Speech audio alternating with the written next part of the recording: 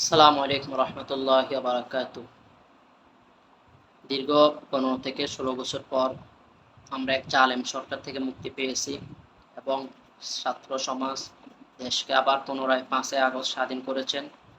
তাই আমরা পুনরায় আর কোনো এরকম জালেম সরকার, ফ্যাসিবাদী সরকারকে আমরা ক্ষমতায় দেখতে চাই না। আমরা চাই আমাদের বাংলাদেশ ইসলামিক রাষ্ট্র, ইসলামিক দল, যে এমন একটি দল আসবে সবার সবাই স্বাধীনভাবে কথা বলতে পারবে, সবার মত বিনিময় করতে পারবে। এমন কোন আমরা দল চাই না যে আসে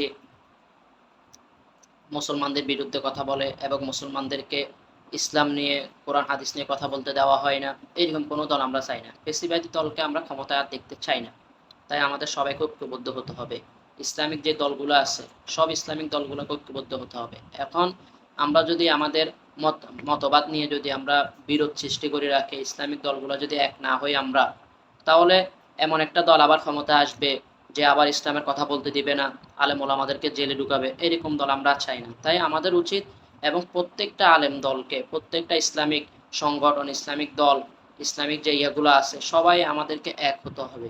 এটা আমার ছোট মাথায় যতটুকু আছে আমি বলতেছি, আমাদেরকে এক হতে হবে।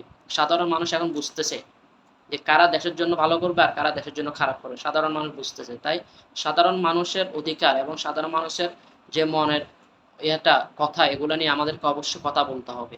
আমরা যদি নিজেরাই চুপ থাকি, আলেম ওলামারা যদি দলে দলে বিভক্ত হয়ে যায়, তাহলে তো আমরা ইসলামিক রাষ্ট্র কায়েম করতে পারবো না। তা আমাদের উচিত ইসলামিক দলগুলো এক হওয়া এবং সামনে নির্বাচন করা। নির্বাচন নিয়ে করলে ইসলামিক দলগুলো যখন ক্ষমতায় আসবে, তাহলে আমরা ইসলামিক রাষ্ট্র কায়েম করতে পারবো। আসসালামু আলাইকুম।